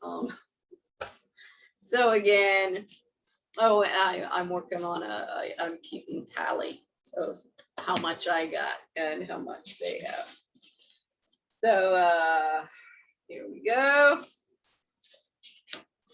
These little guys thrown in the pile. I get the money. Oh, I didn't put in my. Now we'll do the second card. So, Okay, I've got two Alice in Wonderlands. So yeah, this is GW. That this was, I mean, because with GW, I have the, you know, DV Leap, and the other departments and everything like that. But also at GW, the two landlords that, apart from this one, the two other, so I guess there's three, but every landlord that I've had is going to be looking at legal problems in one way or another. But you know, these two were Black women, both Black women. One was from Ghana, graduate of Tulane and GW. She was up in New York. I forget exactly why, if she was at NYU or not. But so yet another example of how these, you know, crazy wacko. I mean, how that woman could be accepted into a PhD program is beyond me. And then working in public health. That idiot, Aurora Moa from Ghana. Well, right now she's over at the World Bank. I think she's contractual, I'm not sure. But she's gonna lose her farm, like you can't believe. Oh, so these guys are gonna get, actually these guys get free because there's 3 people on here. So she did not even have the good freaking sense to go through any legal process with me to evict me. She just said, I'm turning off she turned off the TV, the Wi-Fi. And then she said, I'm changing the lock this weekend. If you're not out, too bad. So it's like, okay, great. What am I going to do? You know, start calling the police, and I can't get a lawyer. I have no money. And so I moved, you know. But I was like, oh, I'm not going to forget you. I'm going to come after you. And I get to the internet because everybody knows. And this is one of the reasons why they go after me. Because they're like, oh, you think you can do that? You can't do anything. I'm going to show you. You think you're so smart. You think you're so great. I'm going to show you. And they go after me. But I'm like, okay, fine. You know, you want to play that game with me? Go ahead and play that game with me. But I'm not a stupid bimbo. I do know what I'm talking about. And the only reason why I'm not at the courts right now is because all of you are playing the same freaking game. And I'm documenting it, and I'm documenting it, and documenting it. And if it takes me another 10 years to get to the end of the line, and I'm living out, you know, on the street in a tent, and that's God's will. We're not going to make it to 10 years because you're going to have a bloodbath before then, and you know, we'll have a new revolutionary government.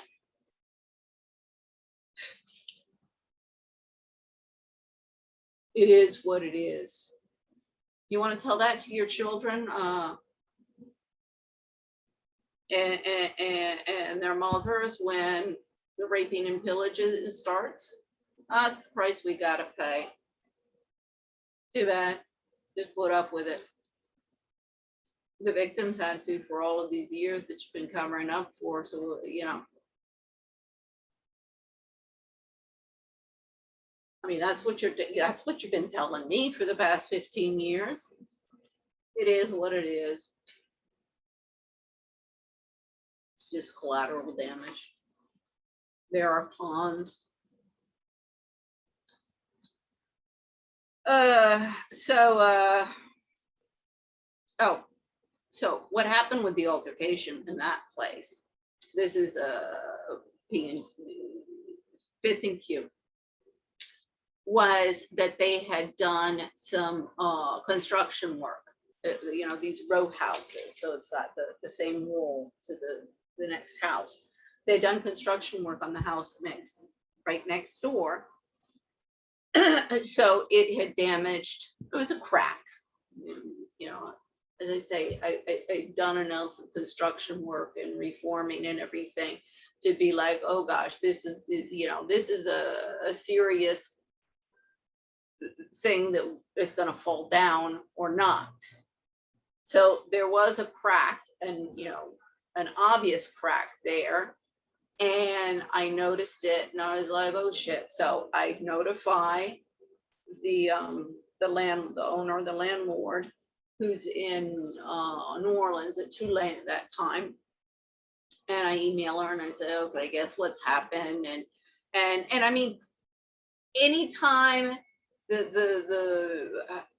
you know, the handyman, she would have a handyman who came in and would do different things, would come. I'm the one who would receive him, open the door for him, explain, you know, take him around and do her job, if you will, you know, managing the house. And say, give me money for it, or, you know, I'm gonna pay you less rent.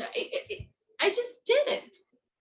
So, and she's, you know, so I do the same thing. I've got people come in. I'm talking to the people that the house next door.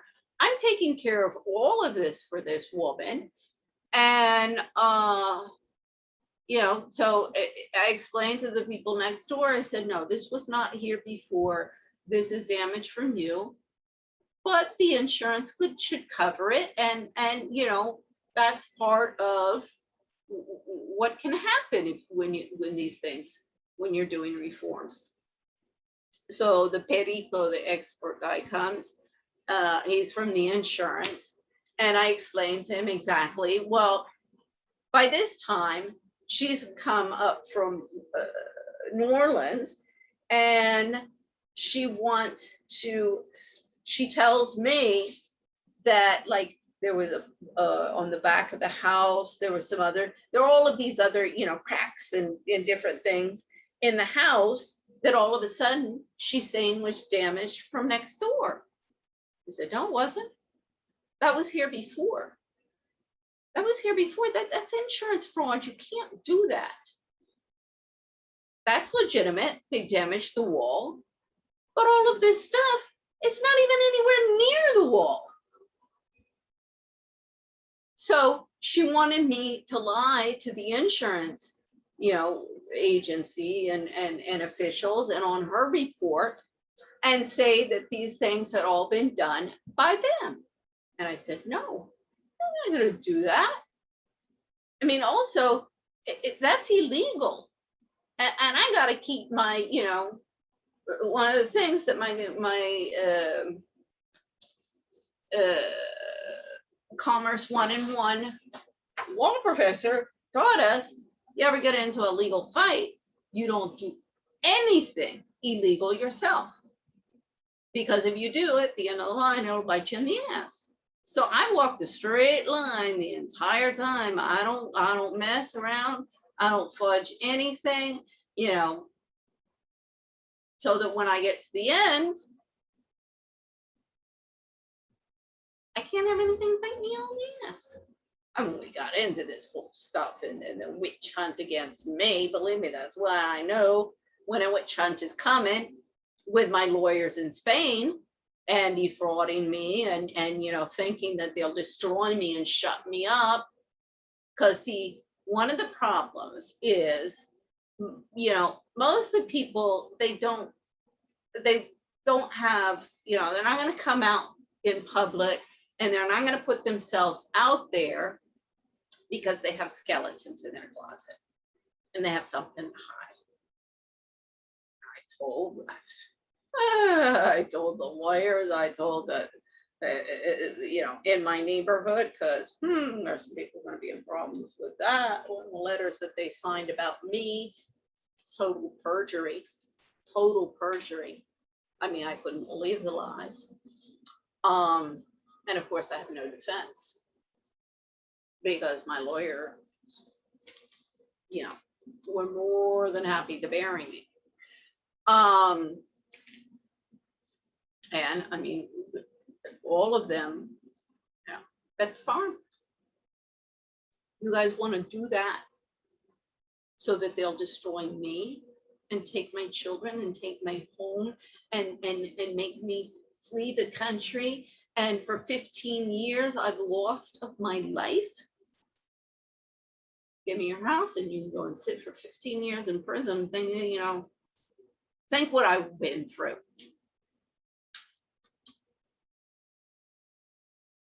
And there are several people out there in my neighborhood.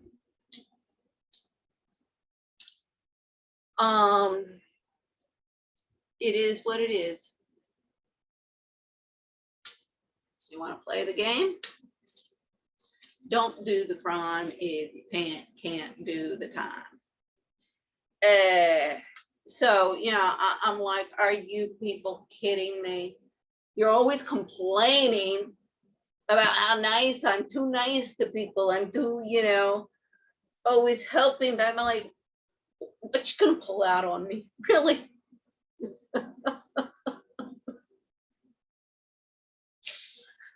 I mean, God.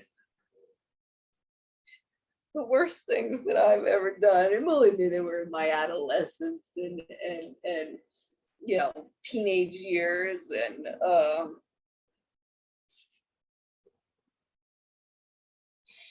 literally you'll make people laugh. One of my favorite stories was at my English boarding school.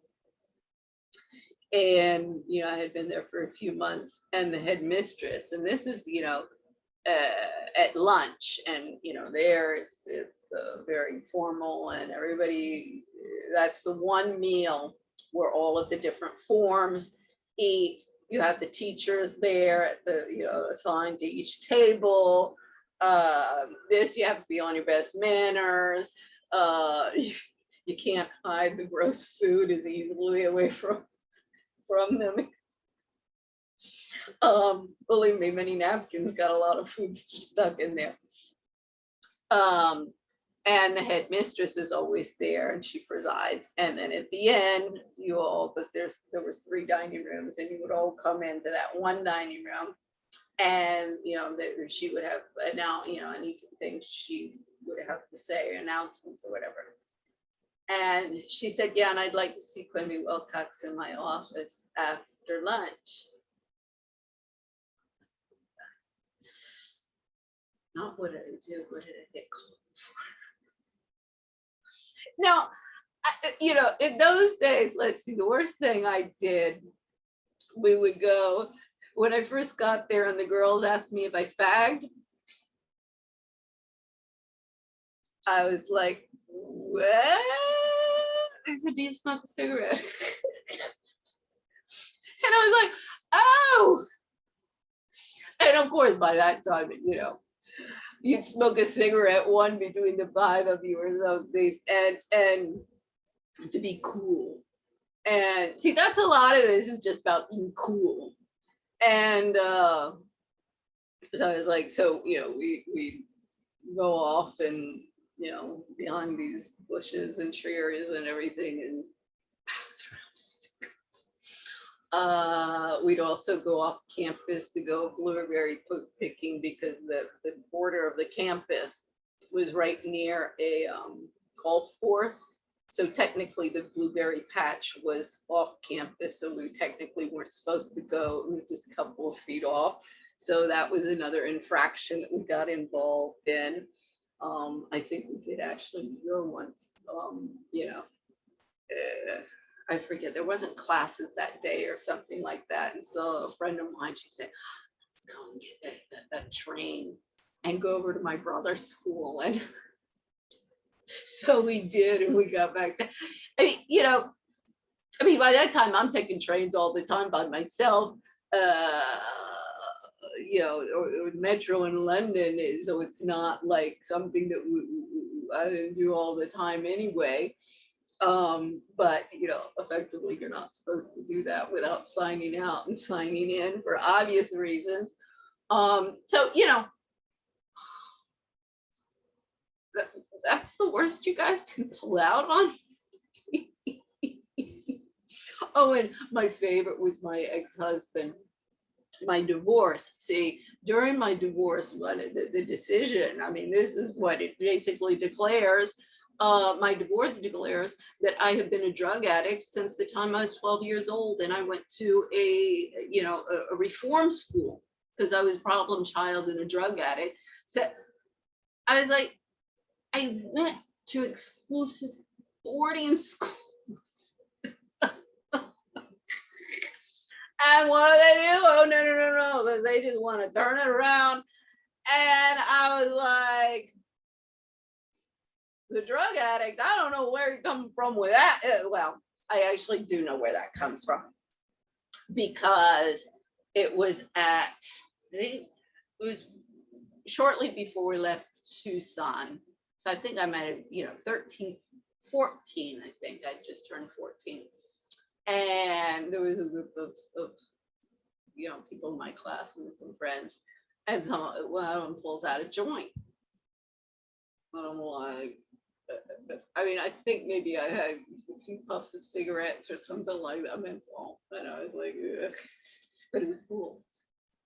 And I'm like, ugh. And see, this is where, and one of the girls, and she came from a very dysfunctional family, older brothers, and I know she'd been smoking pot for a while, but very nice girl.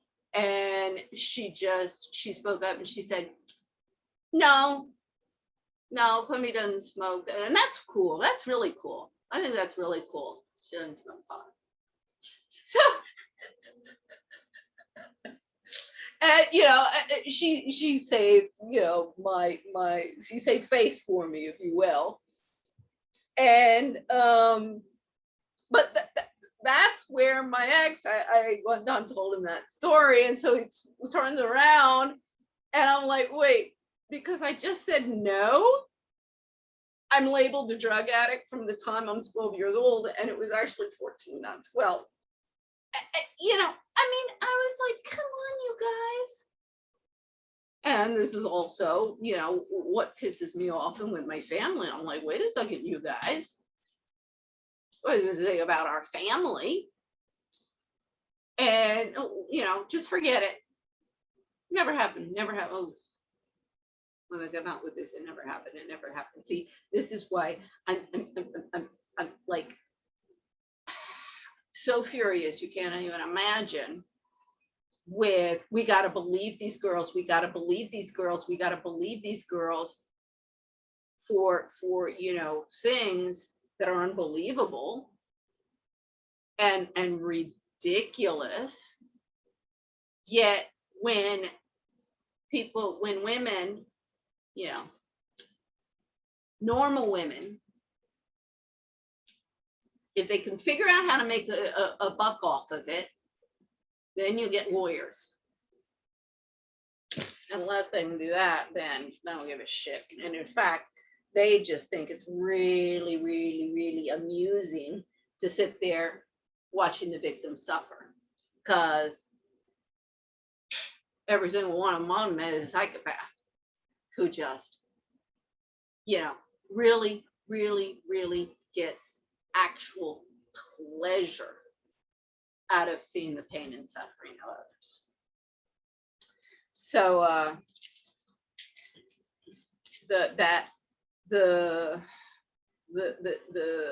guess I got off track.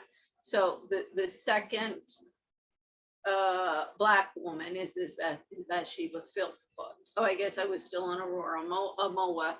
How she didn't even go through the legal process or anything. And I just, sometimes you got to cut your losses and pick your battles. So that's when I moved in with this Indian woman, Julie Sammy, out in Greenbelt, Maryland. small room for 650. When I get out there, no, the big room for 650. When I get out there, oh no, it's the small room, and then she jacks it up to 1,000 a month in cash, always in cash. She's looking at, you know, tax fraud issues. She's a French. It's another thing. No, I don't have her on here, but she, as I say, every single landlord that I've had is going to be facing serious legal problems, as much as the employers. But I have to get to the international courts, you know, first. And since the international courts are playing the same games, the lawyers there are playing the same games as the one at the national levels, and in fact, in bed with them, and, you know, switching, you know, it's a circular jobs. It's just jumping around on jobs. That's why we have such escalating violence, because you cannot get transparency, you cannot get accountability anywhere. And so what, they pick up arms. So those are the two there. And then with DV Leap, as usual, Joan Meyer of yeah, with GW, I'm sorry, it's getting late. With GWU, we have DV Leap and Joan Meyer again. And then with GW, another is a Foxcroft alumni, Betty Saylor. Now, I remember I saw Betty Saylor. I was demonstrating on the streets when they ousted me from the annual meetings. And this I told the ladies, because it was two of the ladies from ICD. Just started, you know, yeah, you need to be registered. You have to be a civil servant organization, right? Now you have to understand, I tried to work with these idiots 4 years. It put up with their crap, been discriminated against. I mean, every single one of these, it was IMLU and Catherine Indri Nelson. I'm like, how do you idiot men, you know, bigwigs, justify having these bimbo, you know, secretaries who are bullying you, you know, jerking you around, not doing their jobs, think that they are the God gift to the world, and walking around, you know, with their game plane, and you have somebody who's sitting here competent and you don't say boo. I mean, nobody else, everybody would come complaining to me at ICD, everywhere where I work, complaining to me because they want me to go and, you know, they know I'm working on this. I'm going to go out and, you know, file the complaints, take everybody to court. Of course, yes. But, you know, and then when I can't, you know, I'm not getting anywhere because, of course, I can't get any lawyers to do anything. That, I mean, Jocelyn von der Hagen, she even was like angry with me. Oh, Lord, that little girl is looking at real serious problems. Betting the farm, lady. All of them over there. You know, like, you were supposed to fix this. You were supposed to wave a magic wand and just fix it. And you didn't do anything. And look, we're still with the little mess. Well, I'm out in the street. See, this is, they want me to say something because then they know I'll be targeted in the bullying and use this fall guy. I'm like, okay, fine. You know, I've gotten used to it by now. But when the real fall comes, you're going to come toppling down with everybody. Because if all of you people would get together and do something instead of just sitting there whining and moaning and crying, and where's my paycheck? Where's my paycheck? Cha-ching, cha-ching. Oh, can I get this on my office expense? Oh, my children need to have their schools paid for. I want tuition reimbursement. I want this. I want more. I want more. I want more. Well, you sit there taking taxpayers for a ride. This was during, I was demonstrating. I was going through, IMF, World Bank, and through GW, because a lot of the they use GW campus and their auditoriums and stuff for their spring and annual meetings. And who did I come across but Betty Saylor from Foxcroft? I'm like, oh my God, Betty, how are you? I mean, I hadn't seen Betty since graduation, I think. And so, I'm like, oh my God. And so she sees my banners. I'm talking to her. The Foxcroft girls, I've been on Facebook. I mean, they cannot say, like my family, my sister. I mean, we don't know anything. We didn't see anything. Didn't happen. Oh, you're just barking up the wrong tree. Oh, you don't know what you're saying. Oh, you don't know what you're doing. Do you know what I'm saying? Do you know what I'm doing? No, but I know you don't know.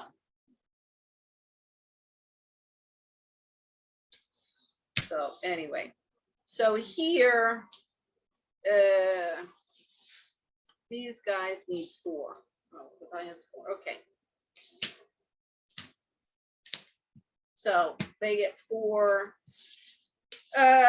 So these are, as I said, it's getting late. I'll do this earlier. I've been working on this for a long time. So again, you're nothing but a pack of cards. That's what Washington is.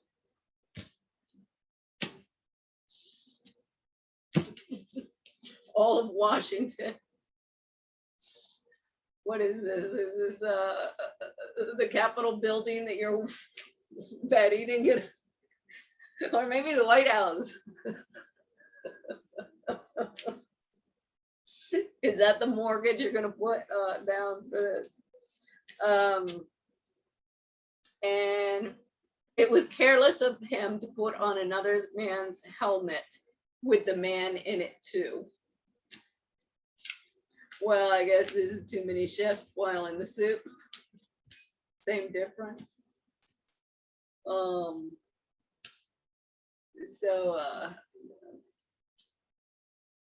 I get, all right, so I put my one in. And where's my card? Ace of Clubs. Surprise, surprise, I win. I win. So I take it all.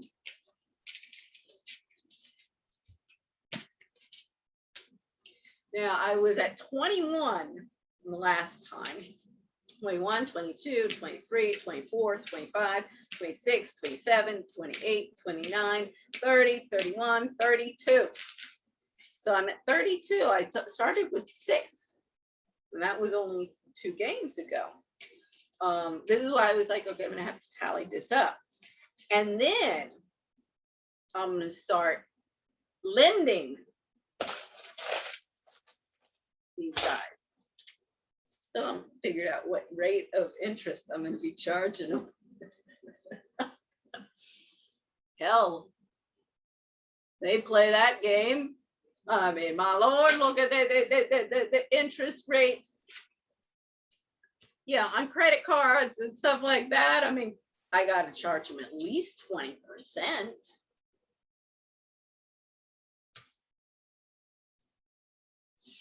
See how they're going to lose everything, everything. All of those offshore accounts.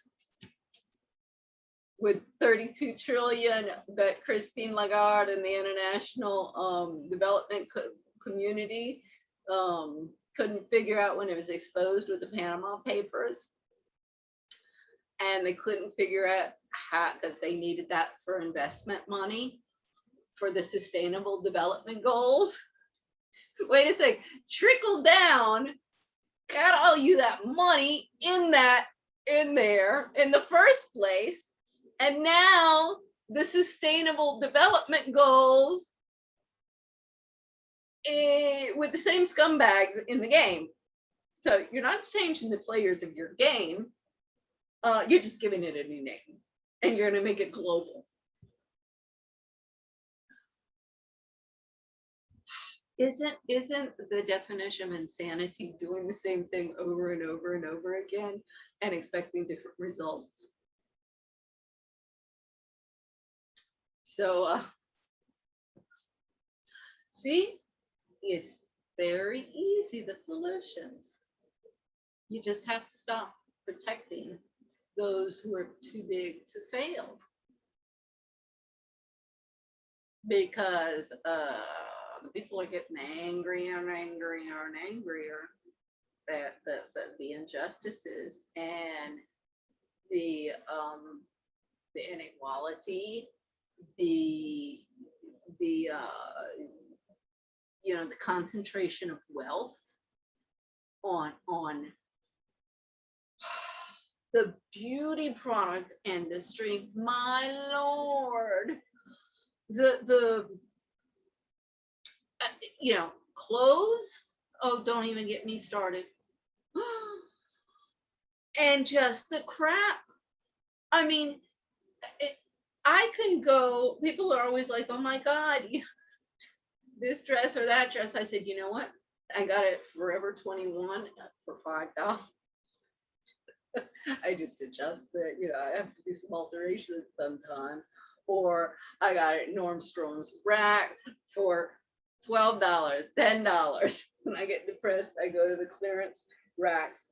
You can find amazing things there. I'm like, what's wrong with this picture? We got global warming and all this crap. These are expensive clothes. If I was going for retail, I'd be paying $200 for sometimes. But sometimes they'll have, you gotta fix this or you gotta fix that, or sometimes they're just too much and it ends up there. I've actually taken a couple of dresses and done some alterations, fantastic looking and unsellable the way they were. But and so much of it is crap. I mean, the styles. Oh, and Ralph Lauren. I was in Macy's the other day. I saw Ralph Lauren designs. I was like, oh God, Ralph Lauren, what has happened to you? He used to be very classical, very, how shall I say, just classic clean lines and simple. I mean, Lily Pulitzer was the one who was out there, with the wacko stuff. I was just like, I don't know who your designers are these days, but all you guys have followed Versace. And see, the socialite women, it was the queens and the socialite women who were doing the jobs of all of these fashion designers. They had their dressmakers and, they would set them la mode. And now it's become a huge, just money-making industry that is exploiting, as I said, I got to finish up, but exploiting people right and left. I mean, it just, so, everybody talks about the paradigm shift, yet they keep on chugging along on the ka-cha-ching, buy this, buy that, buy this, buy that, throw it away, throw it away, this disposable society with disposable people. So I guess that's my presentation, my little game for today. And as I say, because I did get into, you know, some of this. And unless I find a book from a journalist that gets into all of these, you know, but I'm sure that'll be coming out in you know, a year or two from now or so. It maybe Governor Cuomo, you should jump the gun and write your own expose. Early bird what catches the worm, and also this is another thing that anybody who goes through the courts will learn. Whoever you know throws the first shot, or what do you say, launches the first arrow or whatever, is usually the one who wins. Yeah, they set the accusation. They set the tone, they set, you know, what's what. And then it'll be to the judge to decide if they like you or they don't like you. Because judges don't look at evidence any more than lawyers know how to present it. Judges went to law school as well, and they don't understand anything more about the law than the lawyers. I mean, we got economists who don't understand anything economics, business people who don't understand anything about business, financiers who don't understand anything about business, politicians who don't understand anything about politics, lawyers who don't understand anything about law.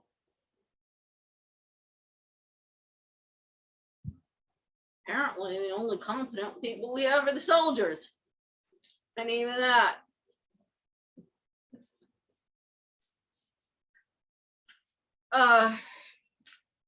So anyway, that's it for this evening.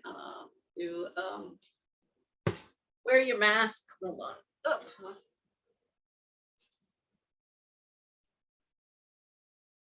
I keep on explaining to people, I've saved a fortune that I don't have on wearing this. And I can even put on another one as well. And, you know, if I'm going inside someplace, I can double it up. And another advantage I find with these things, because I've heard a lot about the problem of the air going out behind the ears, and this, got my hair up, but you know, it covers, it goes around, so the air, you know, it doesn't have that escape hatch.